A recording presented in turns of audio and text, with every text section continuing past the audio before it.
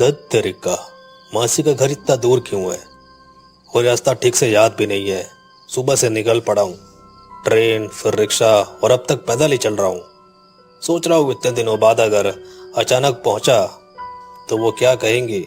मन में तरह तरह के ख्याल आ रहे हैं। कहीं वो बुरा तो नहीं मानेंगे, कहीं पिछले किसी बात की वजह से नाराज तो नहीं होंगे वो। वहाँ रिक्शा वाला दिख रहा है, उनको पूछता हूँ कि क्या वो बसंत नगर चलेंगे।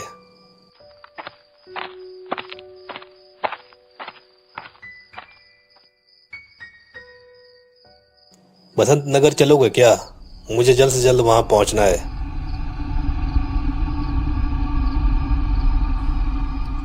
नहीं, हम नहीं जाएंगे। हमारी मानो तो आज रात आप भी यहीं रुक जाओ। वहां जाना इतनी रात में ठीक नहीं है, कल सुबह चले जाना।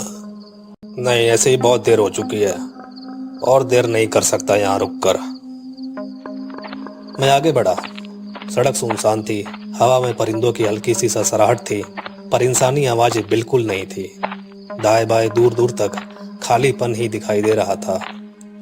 तभी आगे की तरफ एक रोशनी टिमटिमाई। चाय की छोटी सी दुकान, जहां पर वो रोशनी मानो किसी उम्मीद से कम नहीं लग रही थी। अरे अरे, वहां रोशनी दिखाई दे रही है, शायद कोई दुकान है। चलो पहले वहीं देखकर रास्ता पूछ लेते हैं, क्या पता उसे कुछ मालूम हो। चाय वाले के पास गया। सामने एक बूढ़ा आदमी खड़ा होकर धीरे धीरे चाय बना रहा था। उसकी नजरें अजीब तरह से मेरी ओर टिक गई, जैसे कि वो मेरा ही इंतजार कर रहा हो। अरे बेटा, क्या चाहिए? इतनी शाम ढलने पर कौन आता है? काका, थोड़ी सी मदद मिलेगी क्या? मैं बसंत नगर जाना चाहता हूँ, मेरी मासी रहती है वहाँ। क्या आप रास्ता बता देंगे? और अगर कोई सवारी मिल जाए तो और भी अच्छा होगा। बसंत नगर? बेटा, वहां का नाम मत लो इतनी रात में। वहां जाना ठीक नहीं माना जाता। मैं बता रहा हूँ, लोग शाम होते ही घर में बंद हो जाते हैं। कुछ बातें हैं जो लोग कहते हैं, वो गांव अब ऐसा नहीं रहा। क्या बहकी बहकी बातें कर रहे हैं? अगर आपको रास्ता मालूम नहीं है तो सीधा बोलो ना कि नहीं जानता। मेरी मासी अकेली होंगी, मुझे उनसे मिलना ही है।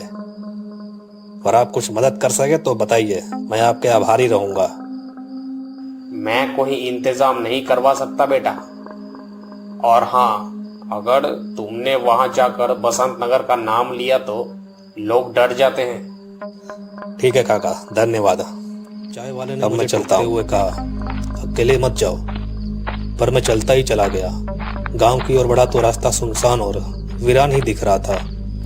कुछ कच्चे झोपड़े और सूनी गलियां, लगा जैसे बरसों से सच में यहाँ पर कोई नहीं रहता हो।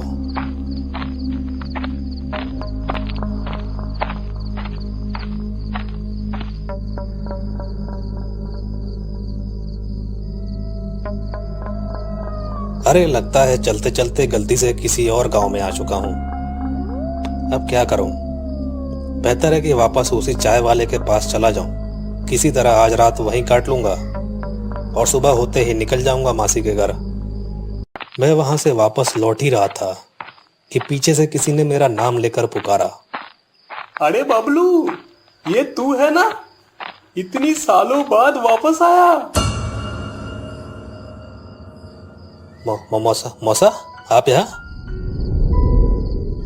हाँ, कॉलेज से छुट्टी लेकर आया हूँ, सोचा आप लोगों से मिल लूं। मौसा को देखकर थोड़ा हैरान रह गया।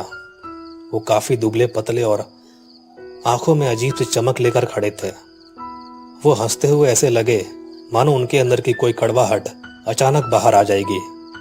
लेकिन फिर उन्होंने कहा, बबलू, तू कितना बड़ा हो गया, तो तुझे इतनी दिनों बाद हमारी याद आई। अरे ये क्या कह रहे हो आप? तुम्हें मैंने कभी बुलाया ही नहीं, बस समय की कमी थी इसलिए आ नहीं सका। अच्छा ठीक है, बाकी बातें घर पर बैठकर करेंगे। मुझे थोड़ा कुछ ठीक नहीं लग रहा था। इतने अंधेरे और सुनसान जगह में मासी का घर कैसे हो सकता है?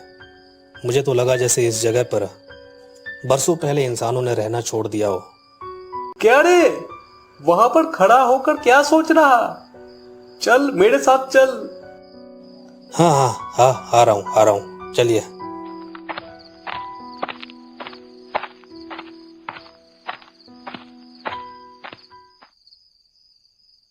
क्या जी, कहाँ गई? देखो तो बाहर कौन आया है। अरे आ रही हूँ, क्यों चिल्ला रहे हो? मासी गेट खोलती हैं और मुझे देखकर बोलती हैं, अरे ये किसे लेकर आए हो तुम? अरे बाबू, तू तो कितना बड़ा हो गया है। आ आ अंदर आ जा। जी मासी कैसे हैं आप? और झिमली कहाँ है? वो कहीं दिखाई नहीं दे रही।